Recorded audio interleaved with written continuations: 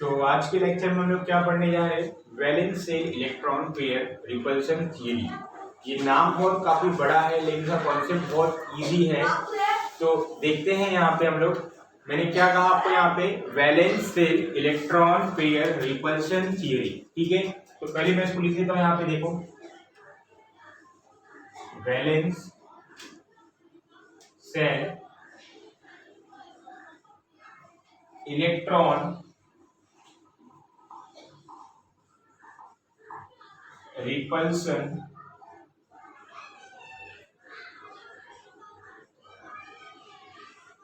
Theory. ठीक है, तो थियरी का नाम कुछ ऐसा है।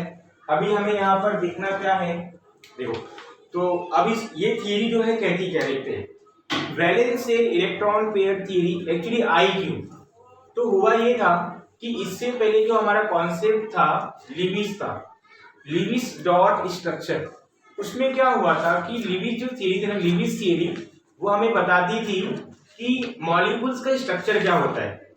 ठीक है, मॉलिक्यूल्स का स्ट्रक्चर क्या होता है हमें उसके बारे में सिर्फ बताती थी।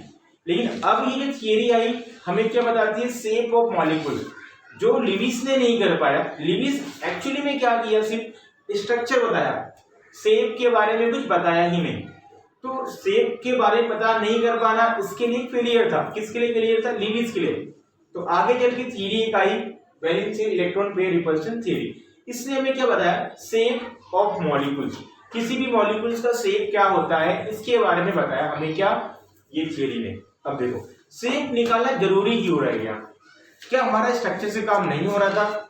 देखते, तो स्ट्रक्चर से काम हमारा इसलिए नहीं हो रहा था कि कुछ प्रॉपर्टीज ऐसी होती हैं जो कि मेरा शेप पे डिपेंड करती है।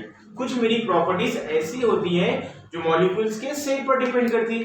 जैसे example, boiling point, melting point, freezing point, ये सब मेरी प्रॉपर्टी ऐसी है ना जो कि मॉलिक्यूल्स के शेप पर डिपेंड करती है। तो इसलिए हमें शेप को निकालना बहुत जरूरी पड़ गया। ठीक है, चलो आगे। तो इतनी बातें थी हमारा valence shell electron pair repulsion theory के ऊपर। उसके बाद क्या है, इसको डिस्कवर किसने किया था? ये जो हमारी थियरी है ना, इसको डिस्कवर करने वाले दो साइंटिस्ट थे, एक हमारा था सिडविक, एक हमारा था पॉवेल। सिडविक एंड पॉवेल्स, ये जो मेरे दो साइंटिस्ट थे, इन्होंने इस थियरी का इन्वेंशन किया और मॉलिक्यूल्स के शेप के बारे में बताया। ठीक है, तो इन्होंने एक बात कुछ कही, इन्होंने एक बात कुछ ऐसी कही कि मॉलिक्यूल्स में जो मेरे लोन पेयर होते हैं ना, लोन पेयर, वो अपने आप को कुछ इस तरीके से अरेंज करेंगे कि उनके अंदर, मॉलिक्यूल्स के अंदर, उनका रिपल्शन कम से कम हो। इतनी बातें उसने कही, दो साइंटिस्ट ने कही इस थियरी के अकॉर्डिंग। तो भाई इनका कुछ ऐसा था कि मॉलिक्यूल्स के अंदर जो मेरे लोन पेयर होते हैं, बॉन्ड पेयर होते हैं, ये अपने आप को कुछ इस तरीके से रखेंगे कि उनके अंदर कम से कम क्या हो, रिपल्सन हो। ऐसा क्यों? देखो, ऐसा इसलिए कि अगर कोई मॉलिक्यूल्स के अंदर कम से कम रिपल्सन होता है ना, तो उनकी स्टेबिलिटी बढ़ जाती है। उनकी क्या बढ़ जाती है, स्टेबिलिटी बढ़ जाती है। अगर किसी मॉलिक्यूल्स की स्टेबिलिटी बढ़ जाती है, इसका मतलब ये है कि उसकी एनर्जी क्या हो गई है, कम हो गई है। ठीक है, तो ये सेकंड पॉइंट था।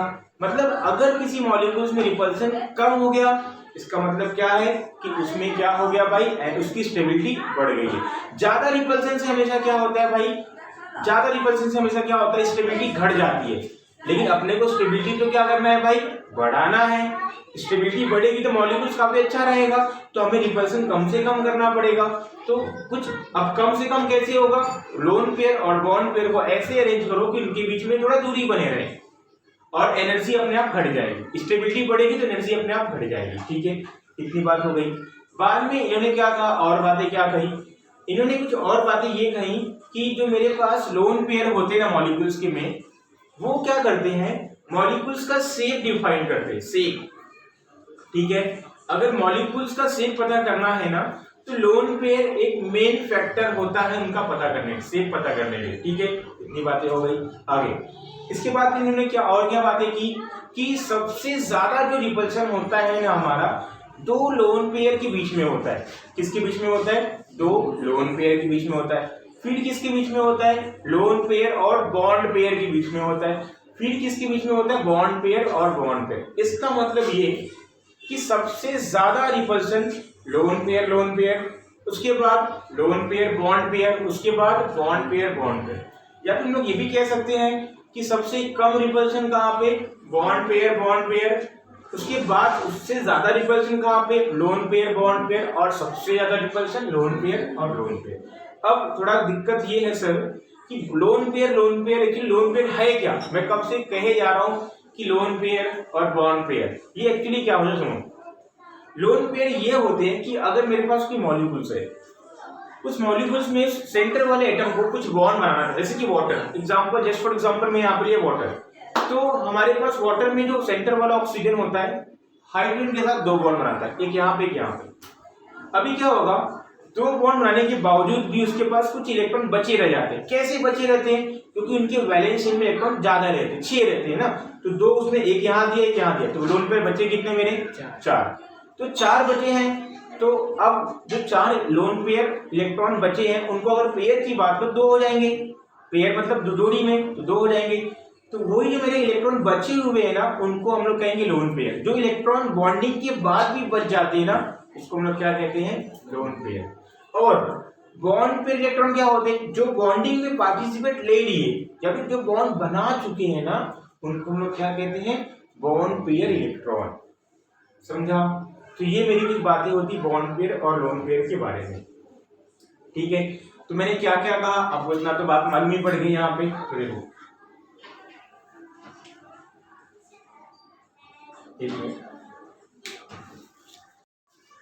तो देखो तो यहाँ पे मैंने कुछ जो मैंने पॉइंट्स बोले थे ओरली, अब मैं यहाँ पर आपको लिखा दिया हूँ ताकि आपको समझने में इजी हो। और अब देखो यहाँ पे मैं आपको हर एक लाइन का मतलब भी समझाऊंगा। देखो पॉइंट नंबर 1 हमारे पास क्या है देखना, इलेक्ट्रॉन पेयर। मैंने देखो पॉइंट नंबर 1 क्या कहा था आपको कि वैलेंस वेस पेयर थ्योरी थी हमारी, कहती ये थी कि मॉलिक्यूल्स में लोन पेयर और बॉन्ड पेयर को ऐसे अरेंज करो उनमें रिपल्सन कम से कम हो। ठीक है, इस पॉइंट को मैंने पॉइंट नंबर 1 कहा था, तो इसको मैं दिखाता हूँ। देखो इलेक्ट्रॉन पेयर मतलब क्या होता है, लोन पेयर और बॉन्ड पेयर दोनों को हम लोग कहते हैं इलेक्ट्रॉन पेयर। ठीक है, चलो आगे।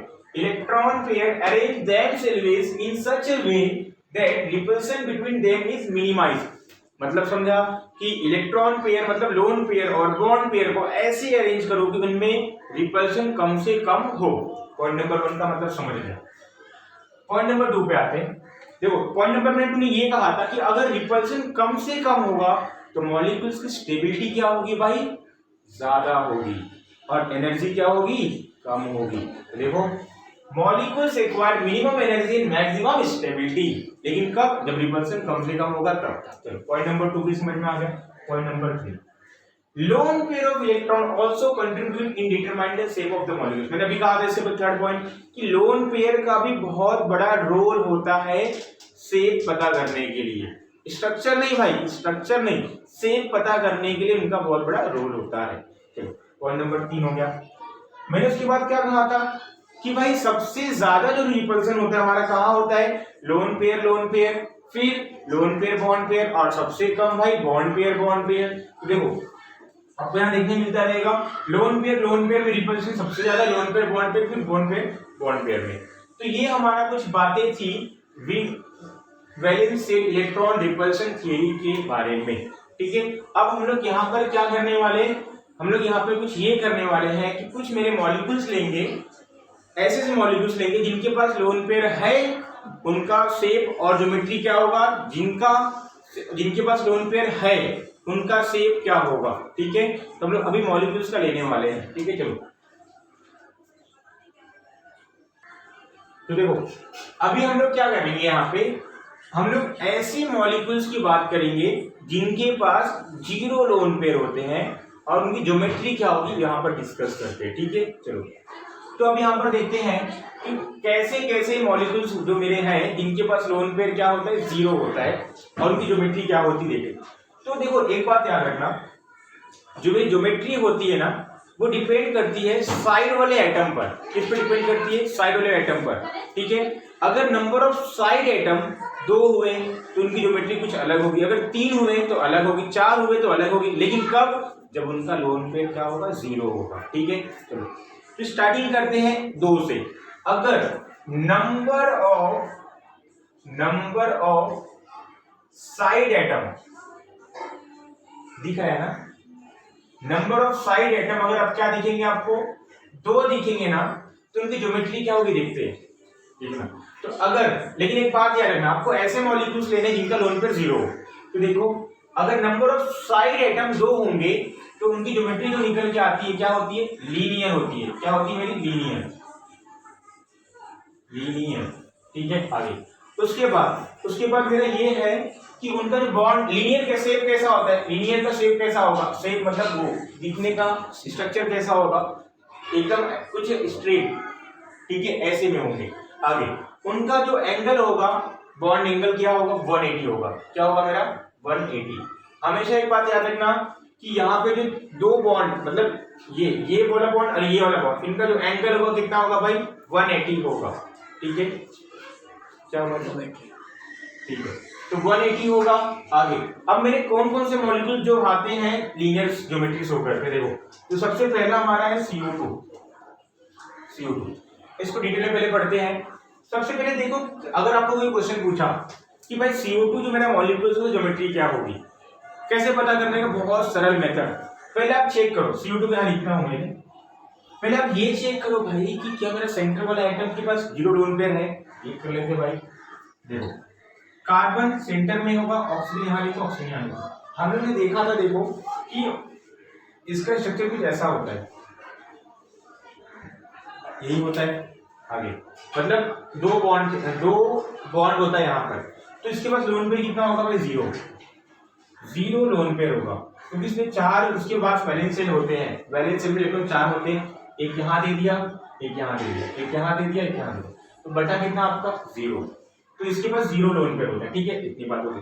अब number of side atom check कर लो भाई, क्या 2 है, क्या मेरे 2 है, हाँ 2, एक यहाँ पर है और एक यहाँ पर है, 2 साइड एटम मेरे हैं, इतनी बात भी कंफर्म हो गई। आगे जब नंबर ऑफ साइड एटम 2 है और सेंटर वाले एटम पे 0 लोन पेयर है, तो तुरंत ही बिना आग बंद करके क्या बोल दोगे आप भाई, इसका ज्योमेट्री क्या होगा, लीनियर होगा। और जैसे मैं लीनियर बोल दिया, बॉन्ड एंगल तुरंत ही आंख खोल के क्या बोल दोगे, 180। मतलब ज्योमेट्री आंख बंद करके बोलोगे और एंगल आंख खोल कर देखोगे। ठीक है, चलो आगे। तो ये मेरा कुछ हो गया ऐसा। दूसरा एग्जांपल बात करता हूं मैं, BeCl2। चलो BeCl2 की बात कर लेते हैं भाई। तो पहले अगर मैंने बोला कि भाई BeCl2 का ज्योमेट्री क्या होगा, ठीक है, चलो पहले मैं इसको लूंगा यहाँ पे अखाड़े में, BeCl2। अभी यहाँ पर ये देख चेक करते भाई, B हमारा सेंटर वाला एटम है, तो उसको बीच में लिखते Be। अब Cl कहाँ पर है भाई, एक यहाँ पर है, एक यहाँ पर है। आगे बेरिलियम का एटॉमिक नंबर कितना होता है भाई, 4, 2 और 2 उसका वैलेंस है। एक यहाँ लिख दो, एक यहाँ लिख दो, और इसका एक यहाँ, एक बॉन्ड ऐसा बनाएगा, यहाँ से बनाएगा भाई, मतलब ओवरऑल 2 सिंगल बॉन्ड बनाता है, अपने को मालूम होना चाहिए। तो भाई ये देखो भाई BeCl2 का नंबर ऑफ साइड एटम 2 है। हाँ सर, एक ये वाला साइड एटम है और एक ये वाला है। आगे दूसरी बात कि क्या मेरा बेरिलियम के पास 0 लोन पेयर है, हाँ सर 2 और 2 होता है, इसने 2 यहाँ पर यूज कर लिया, तो नंबर ऑफ इलेक्ट्रॉन तो वैलेंस शेल कितने बचे, 0, मतलब 0 लोन पेयर है हमारे पास। 0 क्या है, लोन पेयर है। हो गया इतनी बात, 0 लोन पेयर और नंबर ऑफ साइड एटम कितने हैं, 2। तो भाई तुरंत ही मन में क्या आ जाएगा, इसका ज्योमेट्री क्या हो जाएगा, लीनियर। मैंने क्या कहा था, जैसे अगर आपको ये 2 चीजें दिखती हैं, आप बंद करके क्या लिखोगे वहां पे, लीनियर। और बॉन्ड एंगल कैसे करोगे भाई, आप बोलकर लिख दोगे 180। समझा आप लोगों को। तो ये मेरा कुछ होता था ऐसा।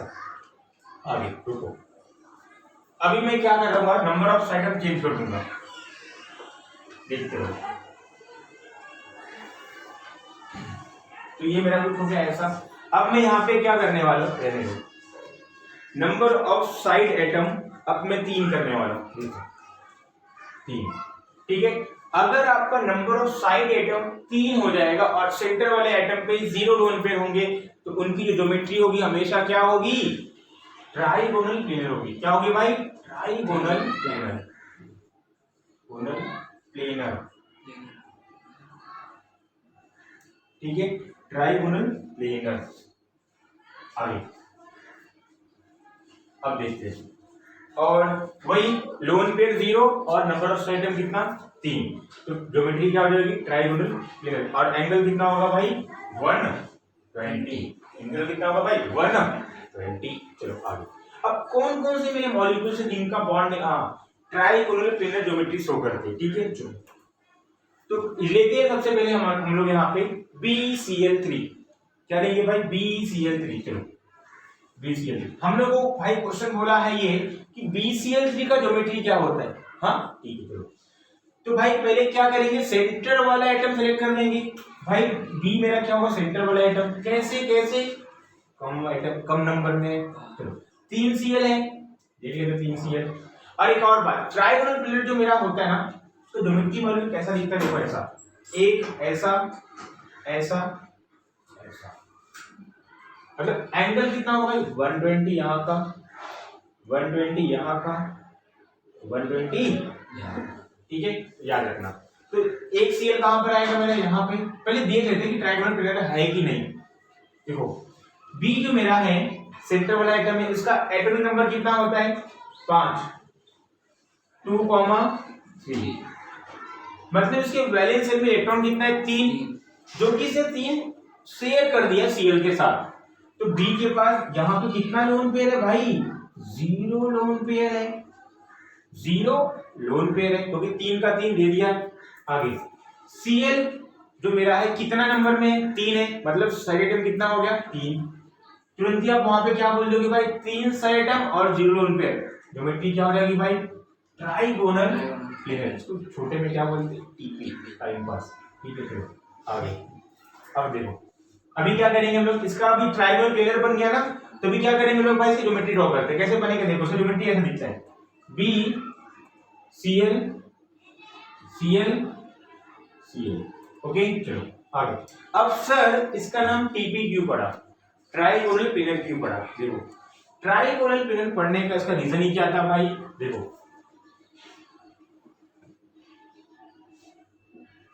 ट्राइगोनल दिख रहा है आपको, ट्राइगोनल दिख रहा है, हाँ। अब देखो एक ही प्लेन में, एक ही प्लेन मतलब ये आपको बोर्ड दिख रहा है, उस बोर्ड पे ही आपका क्या है Cl भी है, ये तीनों, और मेरा क्या B भी है, तीनों ही चारों ही मेरे एटम कहाँ है एक ही प्लेन पे है, तो ट्राइगोनल प्लेनर इसका नाम पड़ जाएगा, ठीक है। चलो आगे, और एग्जांपल की बात करने से अच्छा है कि हम लोग आगे बढ़ जाते हैं यहाँ पे, ठीक है। तो मेरा हो गया कुछ ऐसा, इसका स्क्रीनशॉट ले सकते हो आप लोग।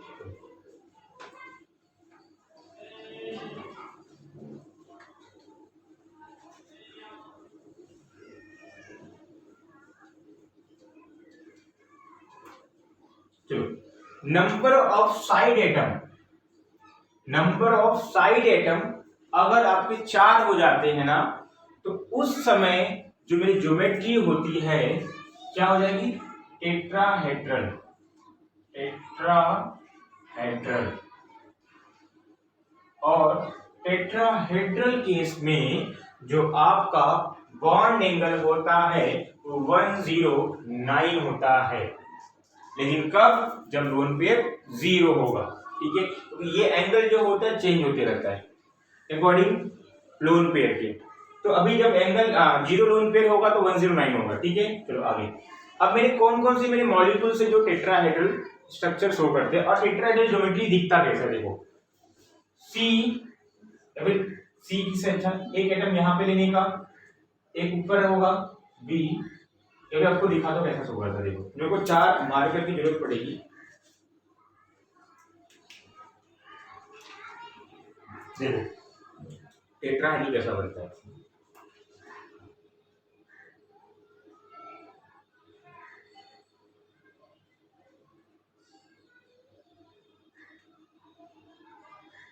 ऐसा एक ये आगे रहेगा, ये और ये एक प्लेन में रहेंगे, अगर आप ऐसा प्लेन ले जाओगे तो एक प्लेन में आएंगे, ये वाला आगे रहेगा और ये पेंसिल जो भी आपका है पीछे रहेगा, मतलब एक आगे एक पीछे और ये प्लेन में, ठीक है। इसे हम लोग कहते हैं टेट्राहेड्रल स्ट्रक्चर, क्योंकि 3D है तो 2D में बनाना बहुत मुश्किल पड़ता है। चलो आगे, तो मेरे कौन कौन से मेरे मॉलिक्यूल्स है जो टेट्राहेड्रल शो करेंगे, ठीक है देखते हैं हम लोग यहाँ पर। देखना CH4 ब्लू मार्कर दिख रहा है, देखो CH4 पे देखो फटाफट यहाँ पर देखते हैं।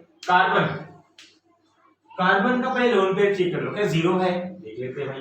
कार्बन का एटॉमिक नंबर 6 होता है और 2,4 मतलब 4 उसके कहां पर है, वैलेंस शेल में, और उसने चारों के चारों इलेक्ट्रॉन शेयर कर दिए हाइड्रोजन के साथ, क्योंकि 4 हाइड्रोजन है ना बना दिया होगा। तो लोन पेयर कितना था इसके पास, 0 क्या बचा इसके पास, लोन पेयर। आगे उसके बाद ये देखो क्या नंबर ऑफ साइड एटम 4 है, हाँ सर हैं 4 हाइड्रोजन हैं, lone pair 0, number of side atom कितना 4। तुरंत ही क्या बोल दोगे भाई ये क्या है इसका ज्योमेट्री, टेट्राहेड्रल इसका हो जाए, ठीक है। आगे अब टेट्राहेड्रल इसका नाम क्यों पड़ा, इसका नाम टेट्राहेड्रल क्यों पड़ा, देखो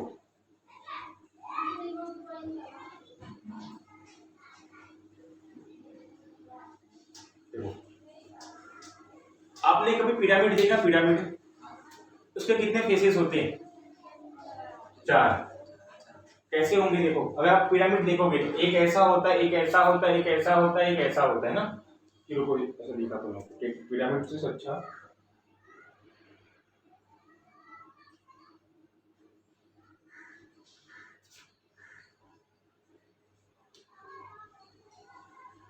ऐसा। अब इसमें फेसेस काउंट करो, कितने फेसेस होंगे, एक यहाँ पे फेस होगा, एक ऐसे फेस होगा, एक ऐसे होगा, एक ऐसे होगा, एक ऐसे हो जाएगा, गलत है क्या? एक्चुअली देखो बंद करो, पहले अरेंज कर दो। एक्चुअली मुझे 2D में दिखाना बहुत भारी पड़ रहा था और मेरे पास मतलब हाथ में मार्कर नहीं बैठ पा रहा, तो आपको यहाँ पे गूगल की जगह दिखाता हूँ।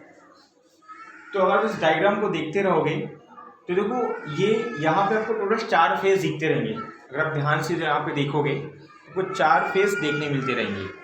कहाँ कैसे, एक यहाँ पे, एक यहाँ पे, एक मतलब यहाँ पे होगा और एक नीचे फेस होगा, टोटल यहाँ पे 4 फेसेस होते हैं। तो टेट्रा मतलब क्या होता है 4, ठीक है, तो इसलिए यहाँ पर इसका नाम पड़ गया है टेट्राहेड्रल, ठीक है, याद रखना 4 फेस की वजह से, ठीक है, क्योंकि मेरे को 2D में बताना बहुत भारी पड़ रहा था, तो इसलिए मैंने गूगल की हेल्प यहाँ पर ली, 4 फेसेस की वजह से। आगे देखो, अभी नंबर ऑफ साइड एटम हो गए 4। एक और एग्जांपल देते थे यहाँ पे फटाफट हम लोग, यहाँ पे SiCl4, इसकी बात कर लेते थोड़ा। यहाँ पे देखो SiCl4 का क्या होगा, देखो सिलिकॉन मेरा सेंटर वाला आइटम होगा और सिलिकॉन का एटॉमिक नंबर कितना होता है भाई,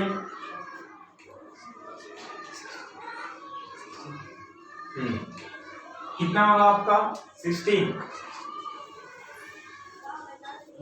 14 चलो 2 8 4, मतलब इसके वैलेंस शेल में कितने इलेक्ट्रॉन दिख रहा है आपको, वैलेंस शेल में कितना दिख रहा है 4, मतलब इसने यहाँ पे 4 शेयर कर दिया है, तो 4 शेयर कर दिया तो कितना बचेगा लोन पेयर भाई 0, लोन पेयर कितना बचेगा आपका 0, लोन पेयर 0 है और नंबर ऑफ साइड एटम कितने हैं भाई 4 है, तुरंत क्या बोलते हो भाई क्या हो जाएगा मेरा टेट्राहेड्रल। तो यहाँ पे जरूर 4 फेसेस होने वाले हैं और एंगल कितना होगा सभी का 109, ठीक है, बॉन्ड एंगल कितना होगा 109, मतलब हर एक बॉन्ड का एंगल निकाल लेने का 109 होगा, ठीक है। चलो आगे बढ़ते हैं।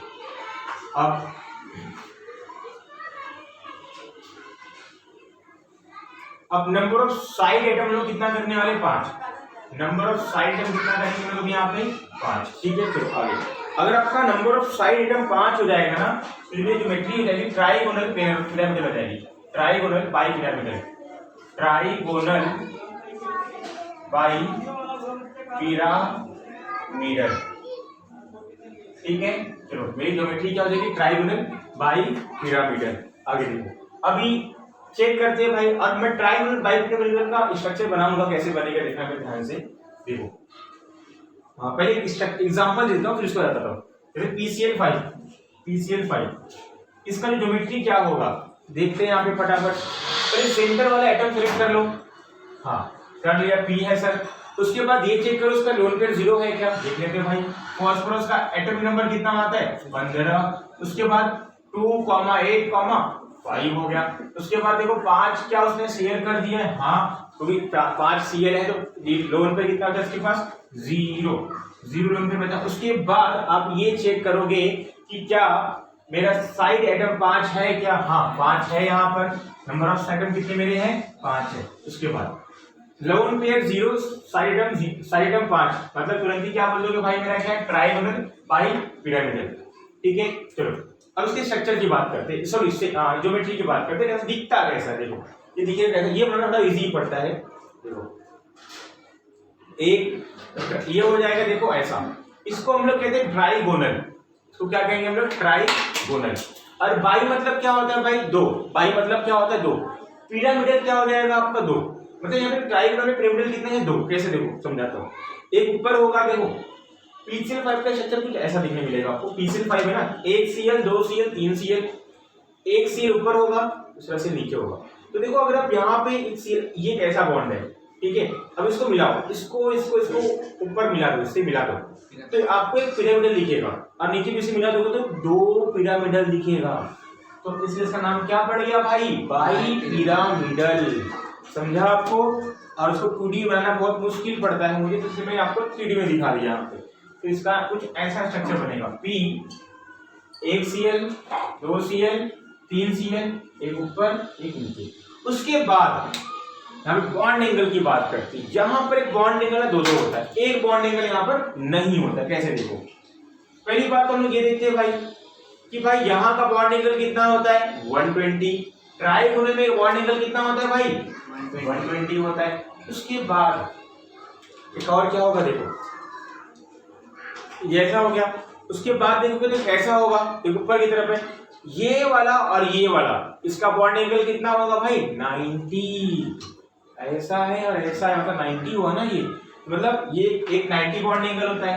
आगे और क्या होता है आपका, 180 भी होता है।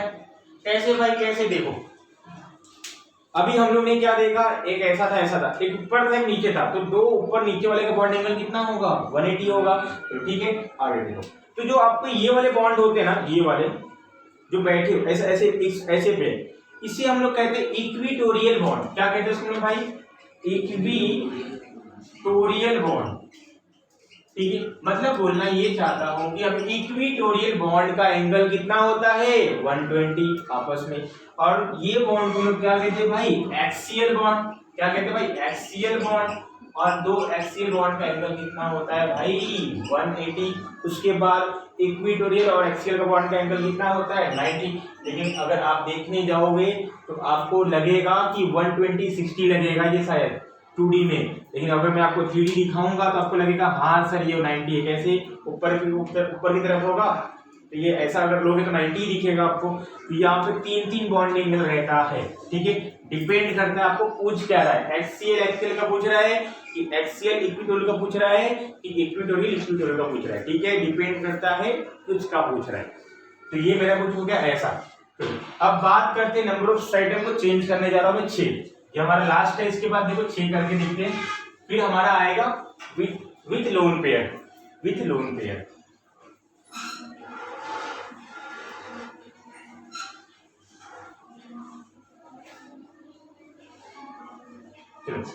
नंबर ऑफ साइड आइटम यहाँ पे करने वाला हूं मैं कितना, 6।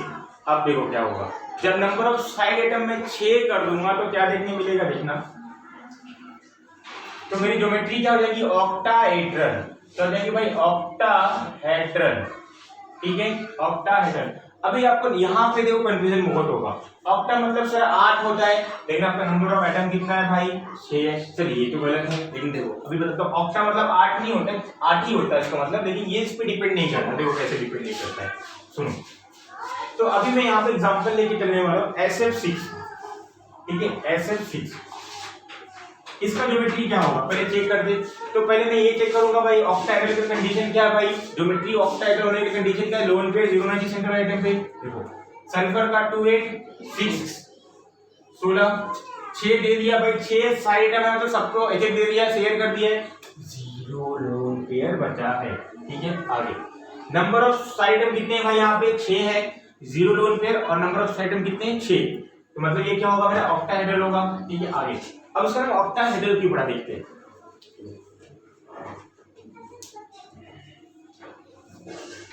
देखो बहुत तकलीफ हो रही है।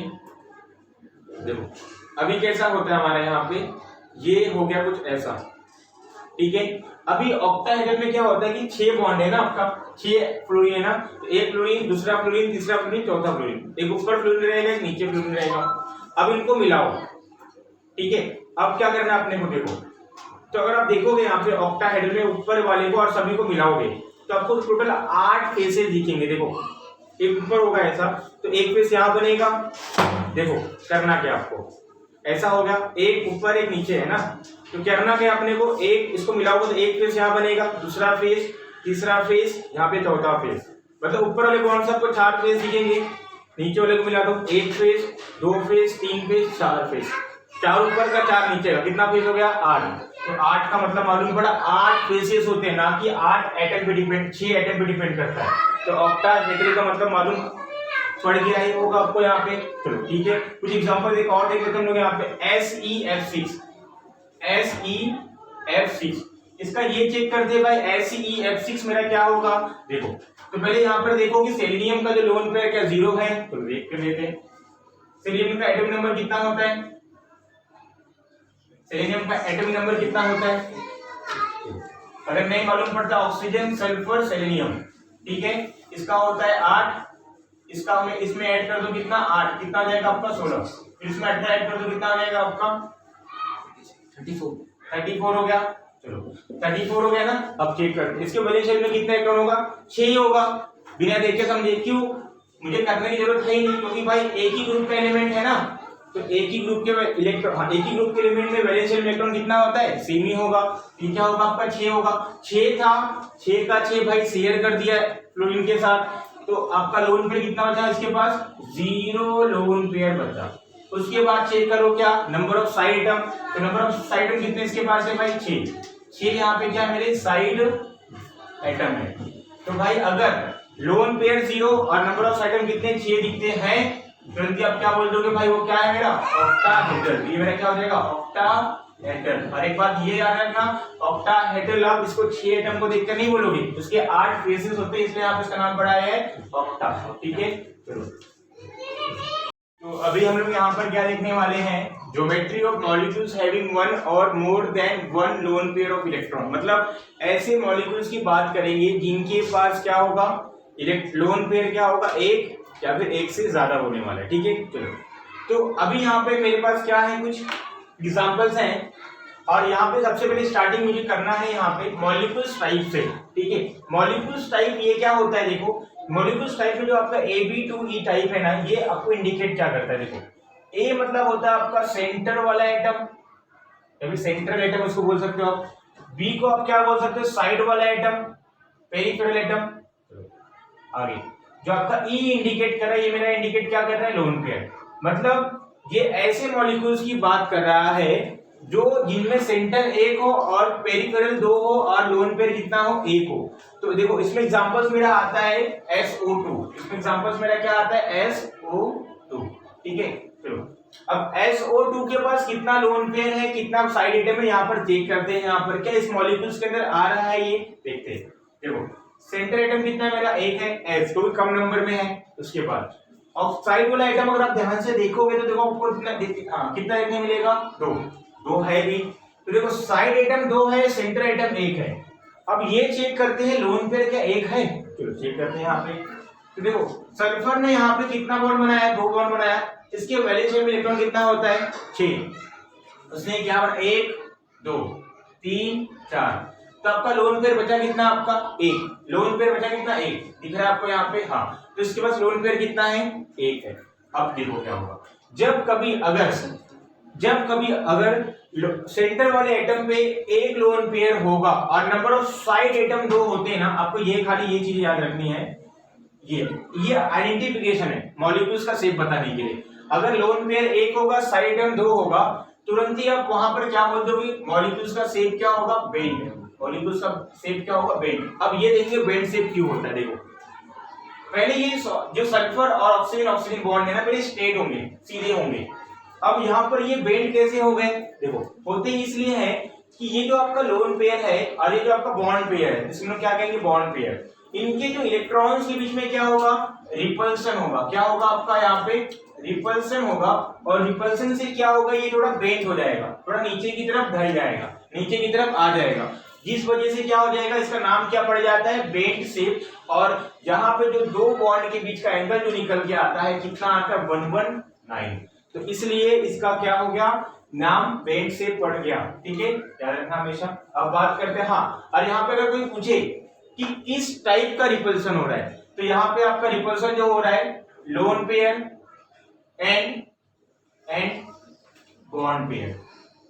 और कौन सा हो रहा है यहाँ पे रिपल्सन, बॉन्ड पेयर। और सबसे कम रिपल्सन किसमें होता है आपका, बॉन्ड पेयर। मतलब ये जब दो बॉन्ड पेयर पास में आएंगे ना, तो इनमें जो रिपल्सन होने वाला होगा बहुत कम होने वाला होगा। ठीक है, तो यहाँ पे दो टाइप के रिपल्सन पाए जा रहे हैं। ठीक है, आगे बढ़ते सेकेंड मॉलिक्यूल टाइप में आते हैं AB3E टाइप। AB3E। अब A मतलब फिर से वही बात, सेंटर वाला एटम, B मतलब साइड वाला एटम, E मतलब एक लोन पेयर। तो चेक करते हैं कि हमारे पास ऐसा कौन सा मॉलिक्यूल है जिसके पास क्या हो, एक लोन पेयर हो, 3 साइड एटम हो और एक सेंटर वाला एटम। सेंटर वाला एटम हमेशा एक ही होता है। चलो, तो इसमें मेरा आता है NH3, मेरा आता है यहाँ पे NH3। तो अगर हम लोग यहाँ पर बात करें NH3 की, तो N के पास टोटल वैलेंस इलेक्ट्रॉन कितने होते हैं, 5। तो उसने देखो एक यहाँ पर दे दिया है, एक यहाँ दिया है, एक यहाँ दिया, 3 खत्म हो गए, लोन पेयर बचा कितना, 1, जो कि आपको ऊपर दिखते होंगे। ठीक है, तो आगे अभी क्या होगा यहाँ पे देखना इसका, हाँ, अब आपको ये मालूम करना है कि अगर, हाँ, जो NH3 इसका शेप क्या होगा। तो देखो पहले आप ये चेक करोगे, number of lone pair check करोगे, उसके बाद क्या चेक करोगे, नंबर ऑफ साइड एटम। अगर आपको नंबर ऑफ लोन पेयर 1 दिखे और नंबर ऑफ साइड एटम 2 की जगह 3 दिखे, अगर 2 रहेगा तो बेंड हो जाएगा, अगर 3 रहेगा तो तुरंत ही क्या हो जाएगा, वहां पे से बोल दोगे ट्राइगोनल पिरामिडल। क्या बोल दोगे इसको आप, ट्राइगोनल पिरामिडल। अब देखो इसका नाम ट्राइगोनल पिरामिडल क्यों पड़ा, इसका नाम ट्राइगोनल पिरामिडल क्यों पड़ा, बेंड से तो आपको मालूम पड़ा कि बेंड हो गया ये, और इसका नाम ट्राइगोनल पिरामिडल क्यों पड़ा, देखो आपको समझाता हूं यहाँ पे। इसका शेप कुछ ऐसा होता है, NH3 कुछ ऐसा होता है।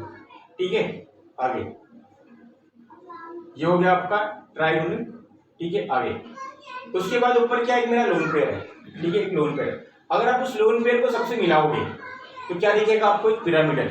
लास्ट टाइम देखा था, अगर आप मिलाओगे लोन पेयर को सभी से तो क्या दिखेगा आपने को, पिरामिडल। तो इसका नाम क्या पड़ जाएगा, पिरामिडल। ट्राइगोनल तो था ही आपका ये, और आपको क्या मिल गया आपका यहाँ पे, ट्राइगोनल पिरामिडल। उसके बाद देखो यहाँ पे बॉन्ड एंगल कितना आपको दिख रहा है, 106।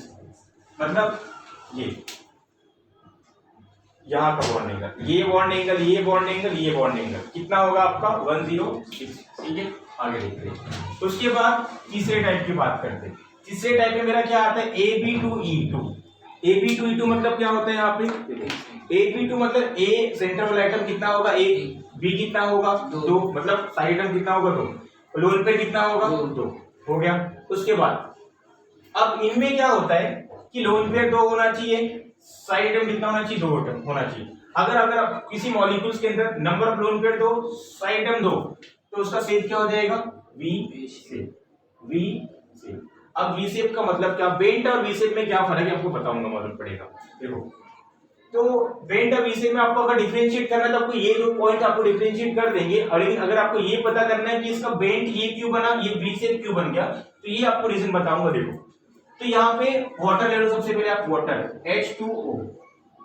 अगर आप H2O को ध्यान से देखोगे तो ऑक्सीजन के पास 6 वैलेंस होते हैं, इलेक्ट्रॉन होते हैं, तो उसने एक यहाँ पर दे दिया है, एक यहाँ दे दिया है, तो इसके पास टोटल कितना लोन पेयर बचा, 2, एक यहाँ पर है, एक यहाँ पर है। तो देखो इसके पास 2 लोन पेयर बचा, तो इसका जो बॉन्ड एंगल है इसके इतना क्यों नहीं है, क्योंकि इसका भी साइड में कितना है, 2 ही है, इसका भी कितना है, 2 है, तो इसका कम क्यों है। देखो इसका कम इसलिए है, सबसे पहले क्या होगा यहाँ पे, देखो ये 2 लोन पेयर के बीच में रिपल्सन होगा, ये लोन पेयर, ठीक है, यहाँ पे क्या होगा आपका, रिपल्सन होगा। उसके बाद ये जब लोन पेयर रिपेयर करेंगे एक दूसरे को, और आपको पता है कि हमारा जो VSPR थ्योरी था वो क्या कहता था, सबसे ज्यादा रिपल्सन कहाँ पे होगा आपका, लोन पेयर और लोन पेयर के बीच में। तो सबसे अच्छा खासा रिपल्सन कहाँ काम करेगा, इनके बीच में। अब जैसे ही इनके बीच में रिपल्सन काम करेगा, ये थोड़ा दूर हो जाएंगे, दूर होने के बाद यहाँ पे क्या, पहले एच आपका यहाँ पे होगा, पहले नॉर्मली ये एच यहाँ होगा, ठीक है। तो ये ज्यादा कुछ नीचे की तरफ आ जाएगा, जब नीचे की तरफ आ जाएगा तो यहाँ पे एक और रिपल्शन काम करेगा, लोन पेयर और बॉन्ड पेयर। तो ये क्या होगा आपका, और नीचे की तरफ झुक जाएगा। जब नीचे की तरफ और झुक जाएगा तो यहाँ पे ये बॉन्ड थोड़ा और नीचे की तरफ आ जाएगा। इसकी ऐसा नहीं, क्योंकि देखो यहाँ पे इसका बॉन्ड एंगल 119 क्यू था, यहाँ पे आपका 104 क्यू है। देखो ज्यादा ये है, कम ये है। एक्चुअली इसका बॉन्ड एंगल कम होने का रीजन क्या है कि यहाँ पे दो तरह के रिपल्शन काम करते हैं, एक लोन पेयर बॉन्ड पेयर और बॉन्ड पेयर बॉन्ड पेयर। या फिर ये तो बहुत कम करता है, उसको बात ही नहीं करेंगे, लेकिन यहाँ पे देखो दो सबसे जबरदस्त रिपल्शन काम करे, एक तो ये वाला, एक तो ये वाला और ये वाला, मतलब लोन पेयर बॉन्ड पेयर। और दो बहुत जबरदस्त रिपल्शन काम करने की वजह से ये बहुत ज्यादा ही बेंड हो जाता है और इसका बॉन्ड एंगल क्या हो जाता है, इसके कंपेयर में कम हो जाता है। ये रीजन आपको याद रखना है कि इसका बॉन्ड एंगल ज्यादा ही क्यों कम हो जाता है, तो इसमें सबसे तगड़ा वाला रिपल्शन काम करता है लोन पेयर और लोन पेयर का, ठीक है। चलो आगे, उसके बाद हमारा अगला क्या है, AB4E टाइप। इसमें क्या होता है, देखो नंबर ऑफ लोन पेयर कितने आपको दिख रहे हैं, एक। उसके बाद नंबर ऑफ साइड आइटम कितने दिख रहे हैं, 4, ठीक है। चलो, और अगर कभी भी आपको नंबर ऑफ साइड आइटम कितना दिखे, 4 दिखे, और लोन पेयर कितना दिखे, 1 दिखे, तुरंत ही वहां पे क्या बोलने का, शेप सीसॉ। क्या बोलोगे आप वहां पे, सीसॉ। और यहाँ पे देखो हम लोग शेप की बात इसलिए कर रहे हैं ना, क्योंकि हम लोग ने स्टार्टिंग में ही कहा था कि लोन पेयर क्या होते हैं, शेप का पता करते हैं। याद है मैंने आपको बताया था कि शेप का पता करने के लिए लोन पेयर बहुत ज्यादा ही क्या होता है, मददगार साबित होता है। तो इसलिए यहाँ पे हम लोग शेप की बातें कर रहे हैं, ठीक है। चलो, तो अभी देखो यहाँ पे ये सीसो क्या है, देखो यहाँ पे सीसो मतलब आपने देखा होगा नॉर्मली कैसा होता है, गार्डन में देखा ही होगा। तो देखो यहाँ पे मैंने सीसो बनाया भी है, देखो। तो ये मेरा जो ऐसा वाला हो गया जिसपे बैठा जाता है, और ये जो मेरा क्या हो गए, वो वाले जिसपे खड़ा होता है, वो सीसो। तो ये जो आपका है ना, इस साइड है, देखो ये वाला जो बॉन्ड है ना, ये वाला यहाँ पर है, ये वाला बॉन्ड कहाँ पे है, यहाँ पर है, ठीक है। ऐसा मतलब ये एक बाहर है और ये कहाँ है, अंदर है। और इसके जो बीच का जो बॉन्ड एंगल है ना, वो कितना है भाई, 120 है। आगे उसके बाद जो ये वाला बॉन्ड है ना, ऐसे पे है, ये वाला ऐसे पे है, ये वाला ऐसे पे, ठीक है। इसको हम लोग कहेंगे इक्विटोरियल बॉन्ड। क्या कहेंगे इसको, इक्विटोरियल। इसे क्या कहेंगे हम लोग, एक्सियल। अभी हम लोग ने देखा था PCl5 वाला केस। PCl5 में देखो दो तरह के बॉन्ड थे आपका, ऐसा ऐसा ऐसा, मतलब इक्विटोरियल बॉन्ड था ये, और खड़े पे क्या था मेरा, एक्सियल था। ये तो वैसे ही है ना, देखो नीचे वाला बॉन्ड है तो क्या हो जाएगा, इक्विटोरियल, और जो आपका खड़े पे इसको क्या कहेंगे, एक्सियल। तो दो इक्विटोरियल बॉन्ड का जो बॉन्ड एंगल कितना होता है यहाँ पे, 120। उसके बाद ये तो हो गया ऐसा, उसके बाद देख आपका ऐसा भी तो है ना, तो ये वाला बॉन्ड एंगल, ये वाला बॉन्ड एंगल कितना होगा आपका, 90। कितना होगा आपका, 90। बाद में ये कितना होगा, ये वाला ऊपर वाला यहां से यहां का कितना होगा आपका, ये 180। समझा आपको। और उसके ऊपर क्या होगा, लोन पेयर। तो ये हमारा क्या हो गया भाई, सीसॉ शेप के बारे में। अब बातें करते हैं किसके बारे में, AB3E2 टाइप। देखो AB3E2 ये क्या है हमारा, देखो लोन पेयर कितना होगा, 2, साइड में कितने होंगे, 3। लोन पेयर आपका 2 दिख रहा है और आपको साइड में कितने दिख रहे हैं, 3, ठीक है। आगे जब भी अगर आपका लोन पेयर 2 दिखे और साइड आइटम 3 दिखे ना, तुरंत इसका शेप क्या बोल दोगे आप भाई, टी शेप। क्या बोल दोगे उसको आप, टी शेप। अब टी शेप कैसा होता है, एक्चुअली रियल टी शेप तो नहीं होता है, real T shape, real T ऐसा दिखता है, लेकिन ये ऐसा नहीं होता। ये देखो आपको दिखता रहेगा ऐसा, मतलब थोड़ा बेंड हुआ रहता है, ये थोड़ा बेंड हुआ रहता है, ठीक है। अब क्यों देखते, क्यों ये बेंड क्यों हुआ, देखते हैं। रियल टी तो नहीं होता है, लेकिन सर फिर भी हम टी शेप देखे रखे, क्योंकि टी की तरह दिखता है, एकदम रियल पूरा एग्जैक्ट नहीं दिखता है। चलो, तो अभी देखते हैं ये झुका क्यों रहता है। तो एक्चुअली ये झुका इसलिए रहता है ना कि यहाँ पे जो आपको लोन पेयर दिख रहे हैं ना, देखो पहली बात तो ये है कि ये जो लोन पेयर 2 है इसके पास, ये जो लोन पेयर है ना, 2 अलग अलग प्लेन में है। ये हम लोग बोल सकते हैं ऐसे पे है, एक आपका ऐसे पे, ठीक है, एक ऐसे पे, एक ऐसे पे। तो ये हमारा कहां पर है, इस साइड है, मतलब बोल सकते हैं ये प्लेन है, इसके इस साइड मतलब एबो द प्लेन बोल दो, इसकी साइड क्या बोल दो, बिलो द प्लेन। तो ये मेरा क्या है भाई, ये वाले मान लो इस साइड, ये जो आपका लोन पेयर है ना, इस साइड है, ये कहां पर है मेरा, उस साइड है। उसके बाद यहाँ पर देखो ये जो मेरा है, ये बॉन्ड, ClF3 की बात करता हूँ मैं, ClF3 में देखने मिलता है Cl यहाँ पर एक आपका, एक F यहाँ पे, एक F यहाँ पर, एक आपका यहाँ पर है, ठीक है। उसके बाद क्या होता है हमारा 3 F है, एक F यहाँ पर हो गया, एक F यहाँ, एक F यहाँ।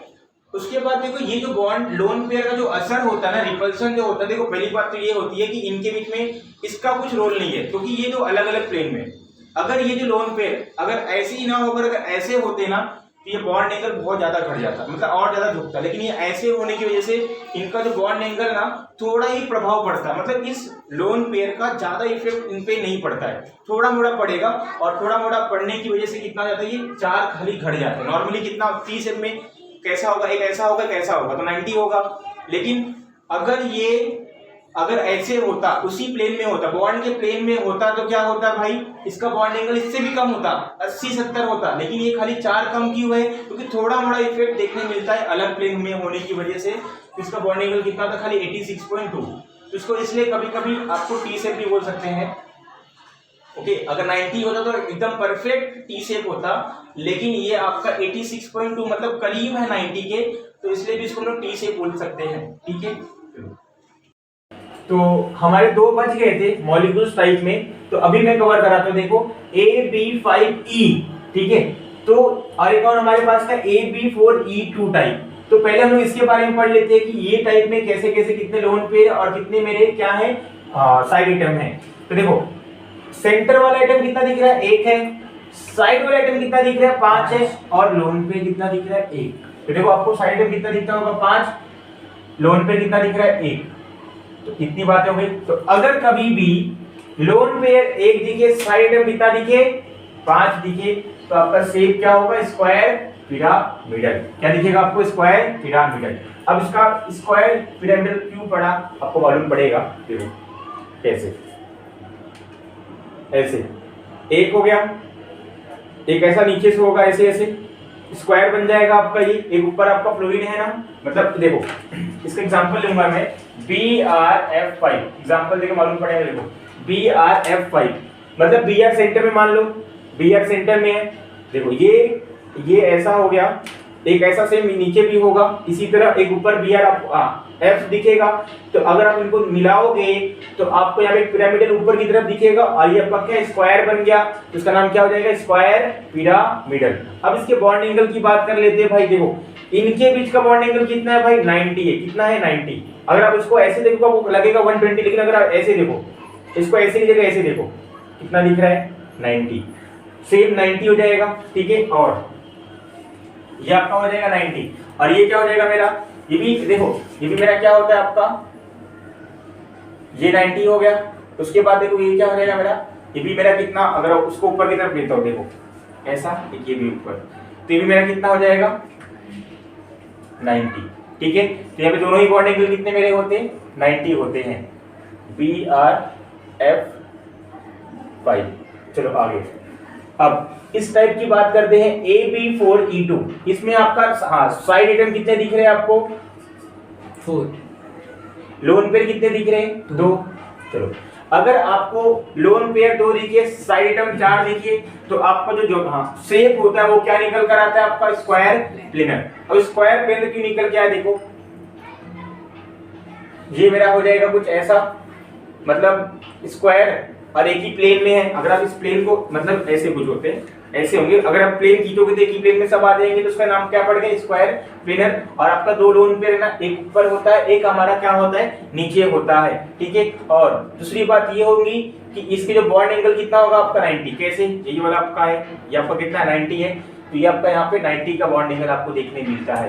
तो ये हमारा 2 टाइप था, जो कि मैंने यहाँ पर कंप्लीट करा दिया। तो ये सारे के सारे जो मेरे मॉलिक्यूल्स थे, इन सारे मॉलिक्यूल्स के पास क्या था भाई, लोन पेयर था। और आपने देखा लोन पेयर 1 था या फिर 2 था, 3 अभी तक आया ही नहीं था, ठीक है। तो ये मेरे ऐसे मॉलिक्यूल्स है जिनके पास लोन पेयर एटलीस्ट 1 है या फिर 1 से ज्यादा है, ठीक है।